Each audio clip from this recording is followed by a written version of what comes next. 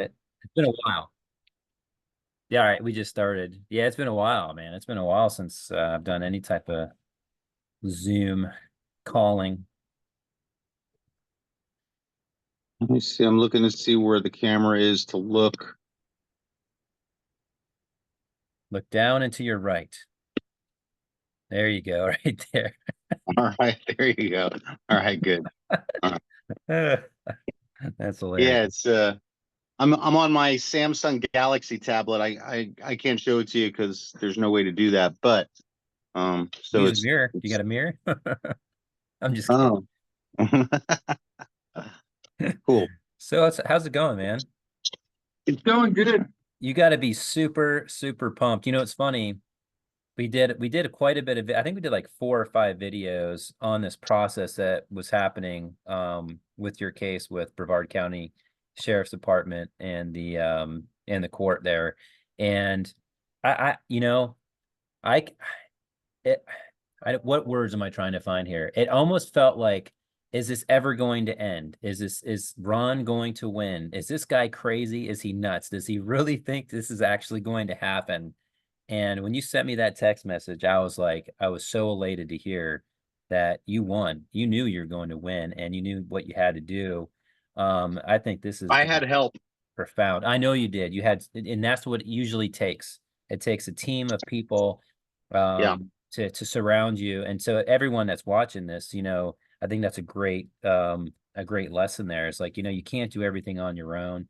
And it does take a team in a lot of cases to be able to pull through, especially when you're battling Goliath. I mean, I look at the whole government system, the whole government scam, everything about it is Goliath. And that is what people like you and me and all of us good, humane, moral, and ethical people are having to deal with on a day-to-day basis. It's David against Goliath.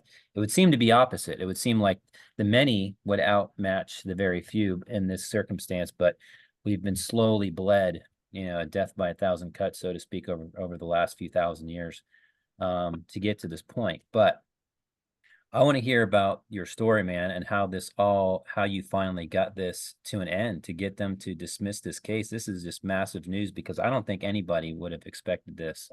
And it happened. So, Well, um, I had help, like I said, and um, the people who were helping me, we were putting in a lot of paperwork. I mean, this is just one of two binders of paperwork for this case. And the final pieces of, you know, documents that I filed into the case were presented to me by Kenneth Steele. And his email address is like his law expert, something at Yahoo. But he knew how to create the paperwork that I needed to put the judge and prosecutor on notice that not only were they colluding and racketeering, and here's what the charges are, but here's what you're going to owe. Here's the prison sentence that you can get. Here's the fines that you're going to be subjected to personally. And there were like 4 or 5 documents that I filed, and throughout this whole almost 2-year process with this case, I had filed hundreds of pages of documents, and I had help from 2 legal or experts in this process who had helped me file a lot of paperwork that built up to this. And the final document that I filed with the predecessors to Kenneth was an adjourned sine die document that I put on the record. And early on in the case, like within the first 3 or 4 months, I had filed a bill of particulars asking the state to prove jurisdiction.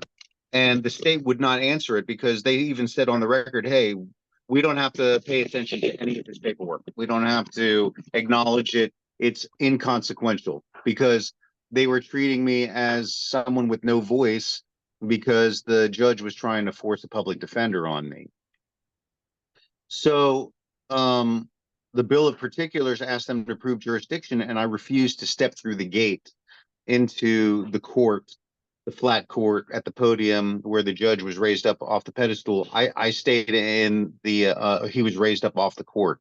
It's not really a level playing ground. And there's a lot of lingo to this, but I'm just going to give you the bottom line facts of what happened. I stayed in the audience the entire almost 2 years, except for one time when I did go early on into the court, raised my right hand for a judge who tried to swear me in. And I said, whoa, I'm not Ronald Farnham. There are a million Ronald Farnhams out there.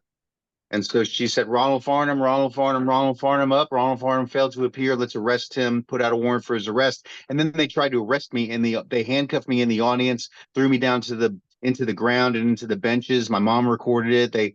Then the judge came out and was like, look, this is a fiasco. I rescind the arrest warrant. We'll figure this out later. And she left. And then David Silverman, the judge, took over.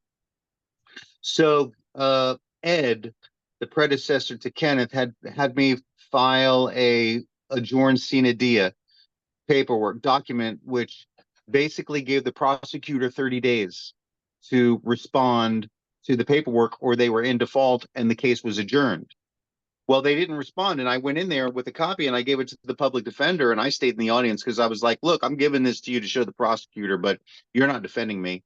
You're not my public defender. I'm representing myself pro per Rapaya in persona, or sui juris, where I'm speaking for myself, but I never was allowed to even enter the bar. This case was dismissed without me ever having to go into the bar, raise my right hand, state my name, and turn over a beneficiary position to the prosecutor. Because when the clerk of the court takes the case, they create a bond and a case, and the clerk assigns the judge as trustee, the prosecutor as the executor, and the accused is the beneficiary. So the state defaulted on that adjourned sine die. I brought in the copy of the document. It had been 30 days and they hadn't responded to it. It had actually been almost 8 months, and they had 90 days in the document because I just reread it the other night preparing for this interview.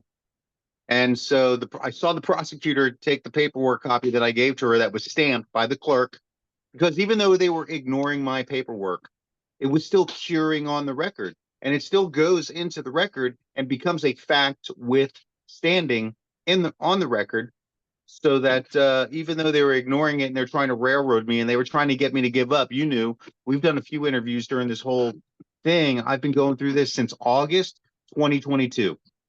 So in August, it'll be 2 years. So it wound up being 22 months that they were making me go to court. Let me ask you something real quick here, Ron. So what I'm curious is, because what it appears to me is that because of a lack of what they did on their part, which was basically looking at all your paperwork, they basically ignored all of it. Do you think that if this was a more serious case, like if you would have done something like, a hit and run, or, something like that, would they have taken it more seriously? Or do you feel like that even if you did actually commit a real crime, that they would have taken it more seriously and they would have done everything right? Or do you think that let's say you committed a real serious crime and you did all the steps that you did up to this point, would they have done the same thing, dismissed the case because they messed up? What do you think would have happened? No. Look, when there's an injured party, the person who injures that other party, like a hit and run, like you said, if I hit somebody with my car, do damage to their car or them,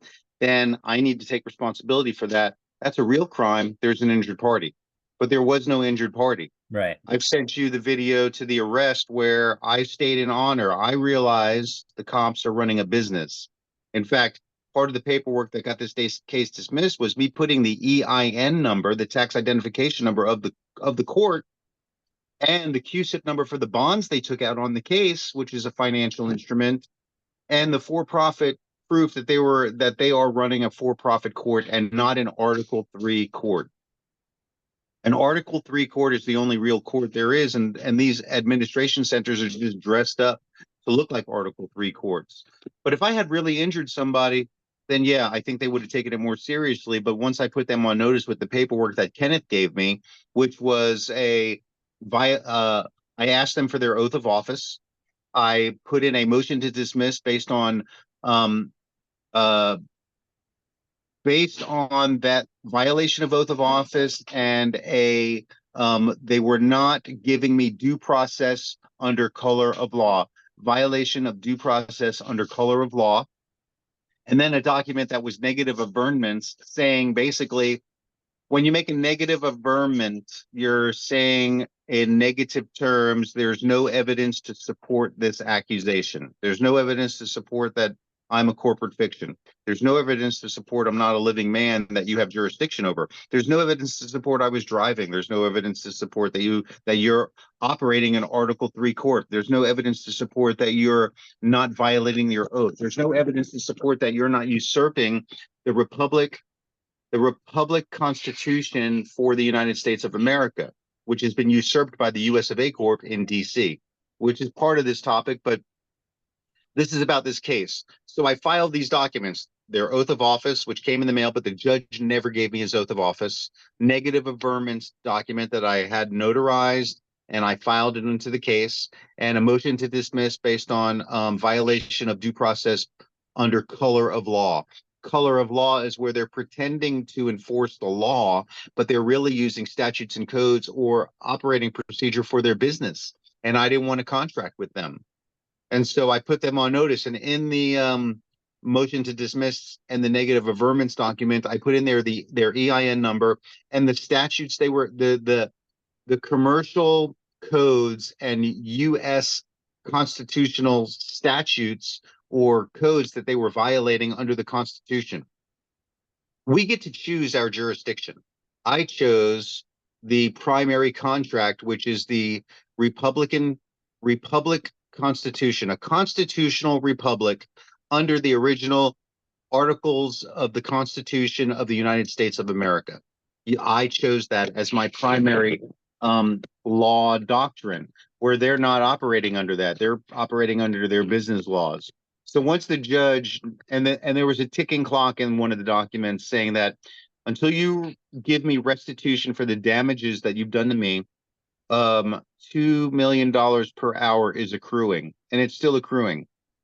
And so right now, so a month and a half before this dismissal, I had gone in for a docket calling in April.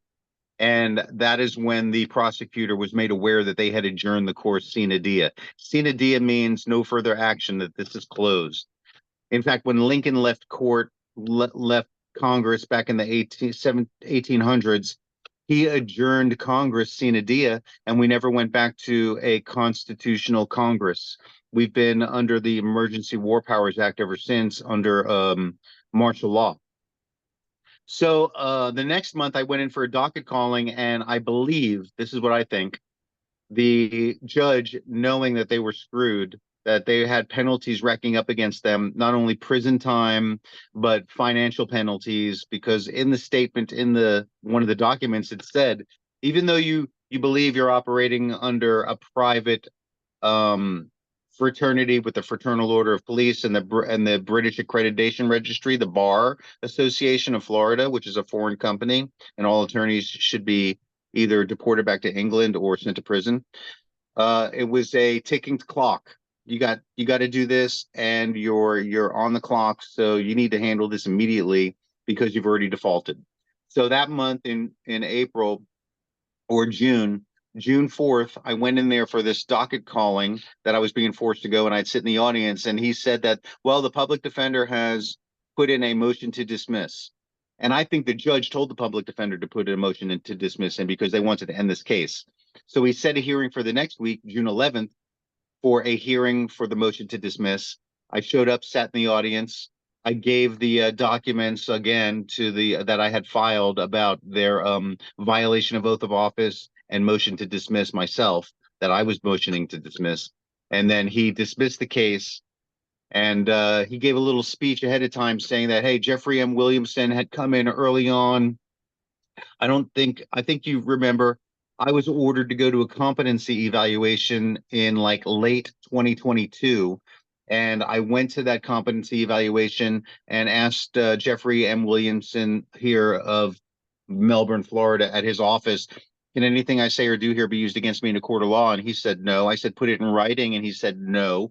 And I said, well, then I'm invoking my Fifth Amendment right to remain silent. And he said, well, you can get in trouble for doing that. And I said, well, I'm invoking my Fifth Amendment right to remain silent. This conversation's over. I'm leaving. And me and I, Cheryl and my mom, we all left. Then he showed up via a Zoom call at the next hearing, docket calling, and zoomed in with the judge. And he said that he found me to be psychotic and delusional based on my paperwork, even though I invoked my Fifth Amendment right to remain silent. So So the was that a judge, violation? Was that is that like a violation right there? He did something in the court. Basically, he reported you being a certain way when you evoked your Fifth Amendment right. So he's putting words in your mouth. So he that's said gonna it. He said it was based on my paperwork. And I was just talking to Cheryl about this. I was like, so the state was ignoring my paperwork, but yet the psychologist read my paperwork, which I did not prepare myself. I used my private counsel, a group of people, experts in law and legal tactics, helped me prepare my paperwork so that we could get it onto the record because we wanted to create facts withstanding. So the judge, before he dismissed the case, he's like, well, originally Jeffrey M. Williamson found him to be delusional, but the way it seems is he has held up this track record the entire time, filing paperwork and kept his, tone and believes that he's just probably thinking outside the box. And case is dismissed, and Ronald Russell Farnham no longer needs to make any more appearances. And then I left. And as I was leaving, the copies that I gave to the judge serving him, and I had already served him officially on the record and via certified mail. She's like, "Do you want this back?" And I was like, "No, that's for the judge. He's got my paperwork. I have nothing further to say." And I left. And now Kenneth and I are beginning the process. We're going to send them a bill. We're going to mail them a bill for damages. They'll probably default. They'll have 10 days to answer and pay. We'll send them another bill. They'll probably default. We'll send them a third bill. Once they default on the third bill, then we're taking them to court and suing them for the damages that they haven't paid. And right now, the damages have totaled $3.3 million. And that's with all of the statute, the U.S. codes in the commercial code under the Constitution. And so now they're going to have to be ready to pay up. And I'm suing everybody, the state of Florida, Judge Silverman, the chief of police, and Jeffrey M. Williamson for lying and colluding on behalf of the court for Judge Silverman, who he paid to say, hey, based on his paperwork, I find him to be psychotic and delusional. And so they just wanted to find me incompetent. But even though he had made those findings, the judge was still ordering me to go to another competency evaluation. So that's where it stands right now. Now we're going to start going to sue them. So let's real quick, let's hit the rewind button to August 2022, where all this whole mess started. Because before this had happened, there was at least one or two other circumstances where you'd gotten pulled over and you talked them right out of anything, and those cops left. You got it on video, and if anybody wants to check those out, those are on your Rumble channel. You go back a couple of years, you'll be able to find those videos where, or at least, I think you had at least one video that you had. There was two times you did it, but the one time you caught it on video, the cop basically just walked away because he knew he didn't have a case. Now, the third time, I believe it was the third time that I know of, is when all the mess started. This cop really got physical for no reason. So real quick, how did this all start? And then what were some of the things that they really did to you that was a really major violation of your rights? Well, it started on August 18th, 2022, when Cheryl and I were traveling from the Apocalypse Coffee Shop on US 1 and Babcock to the print shop on Babcock and New Haven Avenue, a better copy, where my friend Dave has been making print orders for my family for like 40 years because my dad was in the print business. So the car I was in, a 2021 Toyota Prius, was in my mom's name, and her birth date's in March, and the registration hadn't been updated. I used the car and I was making the payments on it because she had better credit than me. So we used her credit and her name to get a good interest rate. But I made the payments. But I didn't register the car because I didn't want the state to have an interest in the car. It's my private property, and I'm not driving. I'm not employed as a driver or operator of a vehicle, and I Can I don't ask you a fall quick under. question? So Yeah, you have a license plate, but there's not a registration sticker on it, correct? the tag had expired, so it was Okay. no longer registered. Okay. It had expired, and it needed to be re-updated in March 2022, Okay. and this is August 2022. So March, April, May, June, July, August. It was 5 months out of registration. But if it's not registered, to the state, then the state has no interest in the property. They just want you to believe that you have to have your car registered. Right. And if you're not employed as a driver or operator of a vehicle for hire, then you don't have to have a driver license and you don't have to be registered. You don't have to have a license to travel. You have the God-given, unalienable freedom to travel without a license. That's a fact. Unless you're working commercially, correct? Unless you have an interest in commerce, you're using your vehicle to make money with in one way, shape, or form or another, then you're not required to have that driver's license or a registered vehicle, correct? Exactly. Okay. Exactly. And that's my understanding. That's what I believe, and that's the truth. Because all of these statutes and codes are just man-made, and they're not really being enforced by the Constitution for the United States of America, a constitutional republic. And you have the option to choose what law you want to operate under. Do you want to operate under local statutes and codes for a corporation posing as a government, or are you an American and a living man with unalienable freedoms guaranteed by the Constitution for the United States of America, the original constitutional republic that we formed after we seceded from the Crown of England through our Declaration of Independence because we were getting overtaxed and police brutality over there. And we're like, screw this, we're leaving England, we're coming to this land, and we're gonna create a new way of doing things, a corporation, a new corporation, form a new union, and we're going to provide this, that, and the other thing, and we're going to guarantee your unalienable freedoms that are God-given. And one of those freedoms is the freedom to travel without a license. So the cop, this motorcycle cop, Melbourne police officer Christopher Livingston, badge 404. I'm sitting at the light on Babcock and New Haven Avenue, about to make a left-hand turn to go to a better copy, which is basically right there on the corner. I had to go down and then make another left and pull into their parking lot. He threw his lights on behind me at the light at Babcock before I even made the turn. So I made the turn, turned into the parking lot, pulled into the driver's spot, the parking spot where I was going to go in. I was going to that place anyway. I didn't just randomly pull into a parking lot because I was getting pulled over. In fact, I don't pull over for the cops. I keep going and I slow down and wave them around me because when those police lights are on, they're just, to me, that's an emergency and they need to get by. So I need to move out of their way because they're heading to some injury crash or someplace where there's an injured party. And because my car wasn't registered, though, he thought he was pulling me over and he thought I was pulling over for him. So I pulled into the spot. The cop came over. He asked me, he's like, do you know your license is, your car's not registered? And I said, well, I'm not driving. He goes, you're not driving. You've been sitting in the driver's seat the whole time on Babcock. I go, no, this isn't a driver's seat. I'm not driving. I'm not a driver or operator of a vehicle for hire.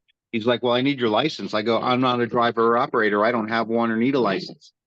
He said, well, I want your name. And I said, you can have my name for $500 because in my mind, he's doing business. And so I want to stay in honor. If you dishonor an offer, you go into dishonor by not accepting the offer. So I conditionally accept offers for a fee, and he wanted my name. And back in 2019 or 2017, I had filed my private commercial name, Ronald Russell Farnham, onto the record with the clerk of the courts as my private property with a monetary value to it. And he was wanting that name. And I said, yeah, you can have that name for $500 cash up front. I was giving him a deal because if he was going to cite me for something, $500 would cover the cost. And he didn't even answer that. Give me $500 for my name, which I had done before on that video that you see, that you mentioned on the other video on my Rumble channel that shows that they left because I was conditionally accepting and staying in honor. If you stay in honor, you can't be arrested. So he wouldn't give me the $500 for my name. He said, step out of the vehicle. And I'm in the Screen Actors Guild and I perform for money. So I said, yeah, I'll step out of the vehicle for $500 cash up front. And at that point, he opened up the car door and pulled me out, handcuffed me, charged me with obstruction without violence, and took me to jail. Well, he threw you on the ground. He threw you on the threw me ground. on. Yeah, he pulled me out of the car, pushed me, threw me on the ground, handcuffed me face down on the ground, picked me up, tied my cuffs too tight and hurt my wrist, which still hurts here at the base of my right thumb. I still have pain. In fact, when I play baseball and I catch the ball there, it hurts because I catch with this hand and this same hand I got to catch with when I'm playing catch and throwing the ball around. So, and I still play baseball. I play with your dad sometimes, which I haven't seen him in a while. I hope he's doing well. He's So he doing threw good. He me to says the hi, by the ground. way. What? He's doing good. He says hi, by the way. All right, tell your dad. Hey, I hope. last time I saw him, I struck him out with a changeup forkball, and he's like, "I think he threw a knuckleball or something." But your dad's a really good hitter, and I threw an off-speed full count pitch to him, and he Good swung through deal. the straight changeup. But Nice. yeah, I remember that because I like your dad. He's a good guy. We talk about stuff related to the esoteric, like you know aliens and UFOs and his experiences, which could be a whole show in itself. He And I loves think that we've done a topic. show about it. Oh yeah. So he threw me to the ground. Christopher Livingston, badge 404, Melbourne, Florida police threw me to the ground, handcuffed me. They put a couple other cops put me in the car. They towed my car away, even though the state had no interest in it. They still towed it because I think part of the racketeering operation is with the tow truck drivers too. There's a whole bunch of conspirators in this racketeering Big operation. time. Tow truck drivers, parole officers, judges, police officers, administration centers dressed up to look like courts, clerk of the courts who take your name from the cop and create a bond and a an account, and they start a case, and then they assign the judge as the trustee. So they took me to court. I mean, they took me to jail, and they continued to try to get my name out of me. And I kept saying you can have it for $2,500. Then they threw me in the psych ward with all the crazy people, and they wouldn't let me make any phone call. They wouldn't let me call any legal counsel. They wouldn't let me call my family. They wouldn't let me do anything until I gave them my name. And so then, when I got bailed out, as I was leaving, they strapped me to a chair and grabbed me by the throat and the jaws and pried my fingers open against my permission. I said, "No, you can't have my fingerprints. They're my biometrics. I filed them on the record as my property." And they stole my fingerprints and picture. I took my picture of my. I wouldn't open up my eyes, but they choked me and grabbed me by the jaws here. It's like pressure points, and they were pulling up on me, choking me, and there were three of them trying to pry my fingers open. I was doing a lot of furniture moving at the time. It took like three people and torture to get my fingers open. Then they stole my fingerprints, and I told them they weren't allowed to have them for free and that they were stealing. I notified them, "You are stealing. I don't consent to this. This is a criminal activity." And so they're all going to get sued for that. And then I have the video of that theft because I ordered it from the jail. Then they released me, and then so based on the way they treated me when I made an arraignment, one of my arraignments, another arraignment where the judge had fled the courtroom because I said I wasn't Ronald Farnham, and she said Ronald Farnham, Ronald Farnham, and they threw me to the ground. So the next arraignment, I wrote back and I said, I don't accept this arraignment. I want to do a Zoom call because I'm tired of you people putting your hands on me. I don't want to fight back and punch them and get, charged with battery and assault. So I have to take whatever they do because they're armed. They got tasers. They got guns. They got corrupt police and police chiefs and judges and courtrooms all racketeering with them. So they'll harm you and hurt you and kill you and throw you away and into jail and not let anyone see you. So I just let them do what they wanted to. If they hurt me, they hurt me, but I wasn't going to resist or be violent. So with the arraignment, I mailed it back to the judge and said, "No, I don't accept this. Let's do a Zoom call at the same time that you have." And I waited by the phone, and no call came on the day of this court appearance that they wanted me to make. And I was waiting for them to call me on Zoom. I sent them a link and everything. So then they sent bail bondsmen after me, Shelley's Bail Bonds of Palm Bay. And I called them up on the phone when I found out that they were the bail bondsmen coming after me. And I said, "Look, I am not surety for these proceedings. So leave me alone.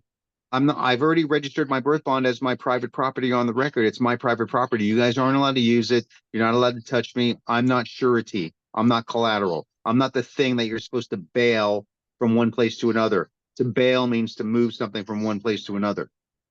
Bail bondsman. Bail bail bondsman move a surety or collateral for a bond from one place to another. They were going to take me from one place to the jail so I could be held in the warehousing system, aka jail.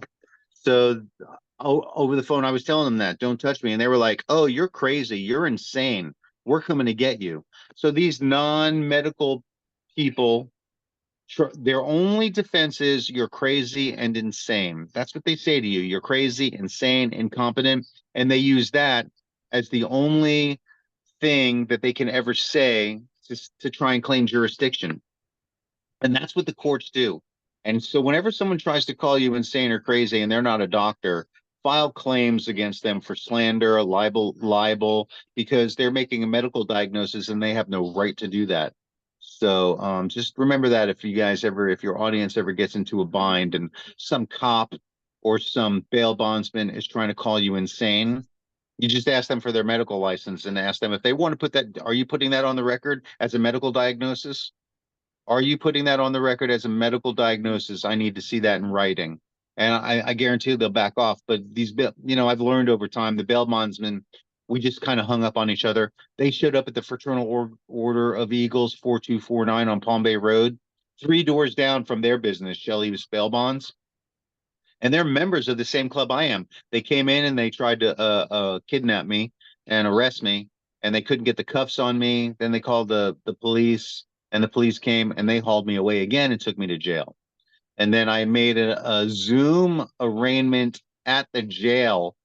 And I told this attorney who was working in the jail with like 50 of us that they had marched us into a room. We were all sitting on benches. I was the only one in a green turtle suit because they put me in the psych ward again because they didn't want, I wouldn't give them my name or fingerprints willingly. And I didn't want to eat their crappy food. So this attorney made me go first to the judge. And I look at the attorney and I go, hey, Samuel, I do not consent to being surety for these proceedings. And they had a surety bond on me. And he says to me, I have no idea. I don't know what that means. So he lied. He just said, I don't know what that means. So there would be no meeting of the minds, no contract. He didn't have to acknowledge that I had just declined and not consented to being surety for these proceedings, surety or collateral, where they couldn't hold me for this. But he's like, I don't know what that means. So obviously, if he doesn't know what that means, then he's incompetent, and I'm going to get his full name, and I'm going to name him in this lawsuit and sue him for either malpractice and being attorney and collusion and whatever other charges. But it's definitely collusion and racketeering. So the judge gets on the screen and I go up in front of the judge first. And right before I start talking and the judge starts talking, Samuel, that attorney who said he didn't know what it meant when I said I'm not surety for these proceedings, he says to the judge, I think we have a competency issue with this one. So at that point, they started trying to demand that I would go to a competency hearing so that because I wanted to present myself pro per or sui juris or pro se. And they didn't want me to go up there and not claim the name by going, yeah, I'm Ronald Russell Farnham, because I wasn't going to do that. And they probably knew that, but they wanted to have a public defender railroad me into financial and jail time fees and stuff. And I never accepted. Remember, here's a quote your audience needs to remember. And I said this to the public defender to her face in front of Cheryl at the courthouse when she tried to say she was my public defender. And I gave her the declined, I do not accept paperwork written across in red ink. I said, Kelsey Elizabeth Stinnett, that's her name, Brevard County Public Defender. Her name's Kelsey Elizabeth Stinnett. I said, no one can compel anyone to do something unwillingly. No one can compel anyone to do anything unwillingly. That means you can't make me do anything against my will. That's a freedom I have. I have the God-given, unalienable freedom to not say or do anything. And that doesn't even have to be protected by the Constitution. You have the freedom to not say or do anything. That is your God-given freedom. And freedoms are different than rights. These are your freedoms that were given to you by the Creator. Rights are something that you have to ask for. So at that point, after the Samuel said that there appears to be a competency issue with this one, they tried to make me go to competency evals. I went to that one with Jeffrey M. Williamson and invoked my Fifth Amendment right. And he's zoomed into the next docket calling saying I was psychotic and delusional based on my paperwork that I didn't even make. And then we went back and forth for over a year where I was getting called to docket callings and refusing to go to another psych competency eval. And I continued filing more and more paperwork, putting them further and further into legal jeopardy. This paperwork that they have ignored that is racking up not just $3.3 million in damages, but millions of dollars in debt. And I have a feeling they're going to settle out of court. But I don't think I want to settle out of court. The whole point of this was to make case precedents. So I want to go to court. I want a ruling. I want the maximum that they owe because I have several businesses I want to open. I want to open up adverse possession for houseless people so we can start adverse possessing properties across the United States and house homeless people in all these abandoned properties, fix them up. So I have plans for this award that I'm going to get based on the damages. And I want to go to court so I can set a case precedence and find these people guilty and sentence them to prison because David Silverman, Rachel M. Sadoff, the Judge David E. Silverman of Brevard County, clerk of the Brevard County 18th Judicial Circuit, I'm speaking too fast, has been colluding for 40 years as a racketeer. Rachel M. Sadoff, the clerk of the court for Brevard County, she's colluding and racketeering. She knows it. These attorneys and public defenders, the prosecutor for the state of Florida, all racketeers, all knowing what they're doing and intentionally suckering people into uninformed consent adhesion contracts. So that's where we stand right now. And I'll let you know how these bills go because I guarantee they're going to try and settle out of court. But I want to go to court and set case precedents and get the maximum penalty for these racketeers, criminals. Yeah, that's when I was talking with my dad about it. That we came to the same conclusion. I was like, I bet they're going to try to settle out of court for probably a pretty good number. But the thing is, if this goes to court and you actually present it as a case and you could win this, that's going to go down as an official. It's going to be when this comes up again for anybody that goes through this, it's going to be referred to this case, the Ronald, the Ronald The Russell state of Farnham Florida case. versus Russell Farnham. Right. And so, I mean, it's going to create waves because it's going to be now established everything that you did and everything that went into it, which is, in my mind, absolutely great because one thing that I saw, I can't remember this professor's name now, but he wrote a book called The Fifth Amendment. And basically, what it's about is, don't ever say anything to the cops, whether it doesn't matter if you're guilty or innocent, you don't say anything. Anyway, he was saying in this long sort of presentation that he gave that there are so many people that are in jail right now that are wrongfully there, that they don't belong there whatsoever. Same thing that you had to go through, but they just didn't have the knowledge, the wherewithal, the tenacity to go through that. So really what you've done is done the human population, in my opinion, here in America, a huge thing, sacrificed all of this that you've had to go through, the stress, the pain, the anguish, the emotional hardships, everything, so The that, it wasn't free to do all this. right, I spent a exactly. lot of money on documents, filings, Yep. notary stamps, bailing myself out, getting my car back. I spent probably at least $5,000 on this Yeah. in personal cost. Right. I mean, it's just insane. And so the fact that if you can get this as an official case when you go after them, and and it already is. I mean, you've won. So it can be referred to this as Ronald Russell Farm versus, Brevard County, whatever. It's been dismissed. It already can be done this way. I think that's just phenomenal because there's too many people that have been in prison and gone to jail for absolutely nothing. So that sacrifice you've made is a huge one. So I don't know, And unbelievable. there were a lot of times when Cheryl and I sat down and we were talking about it, and it was really stressful for her. But she's like, you know, what are, what are we gonna do? What am I gonna do if you get hauled off to jail and go to jail and stuff? And there were moments where I considered just paying whatever fine and ending this, but I was like, look, I have come too far and gone through too much to just give up on this. This isn't just for me. This is for everyone who's being racketeered against across the